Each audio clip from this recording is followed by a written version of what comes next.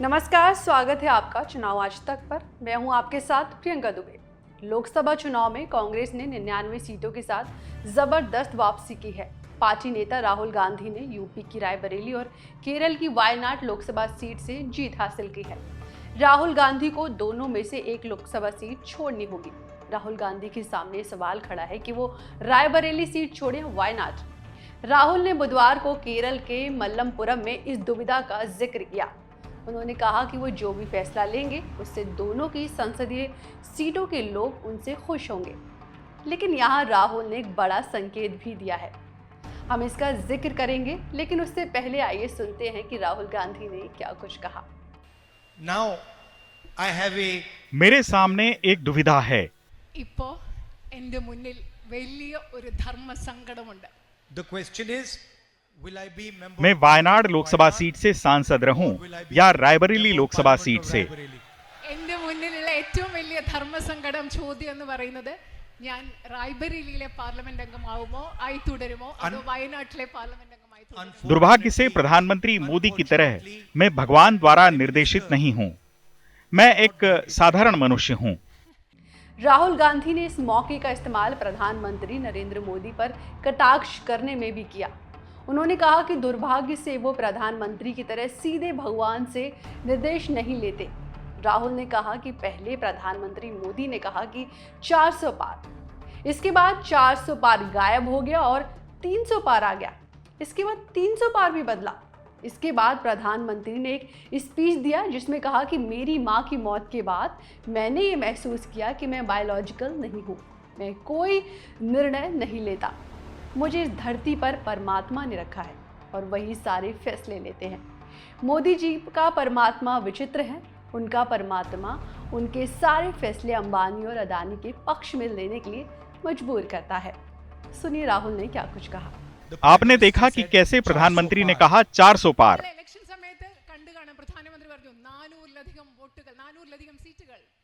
इसके बाद 400 पार गायब हो गया और 300 पार आ गया। ആ കുറച്ച് കഴിഞ്ഞപ്പോൾ ആ 400ലധികം കഴിഞ്ഞു, പിന്നെ 300ലധികം സീറ്റുകളായി। इसके बाद 300 पार भी बदला അത് കഴിഞ്ഞപ്പോൾ ഈ 300ലധികം സീറ്റുകളും അപ്രത്യക്ഷമായി।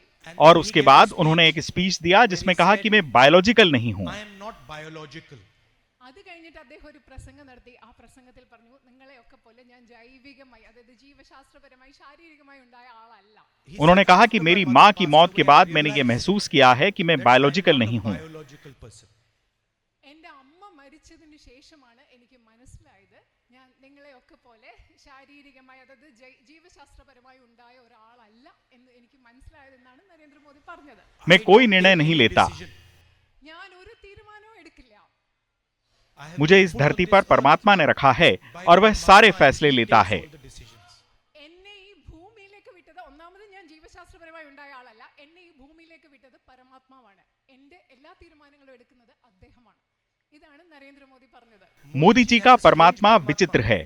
മോദിജി പറയുന്ന ഒരു വിചിത്രമായ പരമാത്മാവാണ് മോദിജി പറഞ്ഞുകൊണ്ടിരിക്കുന്ന. उनका परमात्मा उन्हें सारे फैसले अंबानी और अडानी के पक्ष में लेने के लिए मजबूर करता है। അദ്ദേഹത്തെ കൊണ്ട് എല്ലാ തീരുമാനങ്ങളും അദാനി അംബാനിയുടെ പേരിലാണല്ലോ ഈ പരമാത്മാവ് എടുപ്പിക്കുന്നത്. परमात्मा उन्हें कहता है कि नरेंद्र मोदी जी आज सुबह आप बॉम्बे एयरपोर्ट अडानी को दें। പരമാത്മാവ് അദ്ദേഹത്തോട് ഒരു രാവിലെ പറയുന്നു ഇന്ന് രാവിലെ നിങ്ങൾ ബോംബെ വിമാനത്താവളം അദാനിക്ക് കൊടുക്കൂ. अब बॉम्बे के बाद लखनऊ हवाई अड्डा दें। അപ്പൊ നിങ്ങൾ ബോംബെ കൊടുത്തു കഴിഞ്ഞു, ഇനി നിങ്ങൾ ലക്നോ കൊടുക്കും. अब आप 7 एयरपोर्ट दे चुके हैं, अब बिजली संयंत्रों को दें। Power plants. ഇപ്പൊ എയർപോർട്ടുകളെ വിമാനത്താവളങ്ങളെല്ലാം കൊടുത്തു തീർന്നു, ഇനി നിങ്ങൾക്ക് വൈദ്യുതി ഉൽപ്പാദിപ്പിക്കുന്ന നിലയങ്ങൾ അത് കൊടുത്തോളൂ അംബാനിക്ക്. Okay, അത് good. തരാം. Now you अब do पावर the प्लांट्स के plants बाद now. अडानी की मदद के लिए रक्षा क्षेत्र में अग्निवीर जैसी योजनाएं लाएं। You do Agniveer. लेकिन यही राहुल एक बड़ी बात कह गए। उन्होंने कहा कि उनका ईश्वर वायनाड के लोग हैं, लिहाजा वो लोगों के पास जाते हैं और उनसे बात करते हैं। इससे उनका ईश्वर उन्हें बताता है कि उन्हें क्या करना है। यानी उनके भाषण में राहुल गांधी ने शुरुआत में रायबरेली और वायनाड की दुविधा का जिक्र किया कि किस सीट को चुने और अंत में वायनाड के लोगों को ईश्वर बता डाला। सुनिए राहुल का बयान। My God is the poor people of India. കാരണം എന്റെ ദൈവം എന്ന് പറയുന്നത് ഈ രാജ്യത്തെ ദരിദ്രരായ മനുഷ്യരാണ് എന്റെ ദൈവം. My God is the people of Wayanad. എന്റെ ദൈവം എന്ന് പറയുന്നത് വയനാട്ടിലെ ജനങ്ങളായ നിങ്ങൾ ഓരോരുത്തരുമാണ്. So for me it's very easy. I just go talk to the people and my God tells me what to do. तो सुना आपने, राहुल गांधी ने यहाँ बड़ा संकेत दिया है कि वो रायबरेली लोकसभा सीट छोड़ सकते हैं और वायनाड को चुन सकते हैं।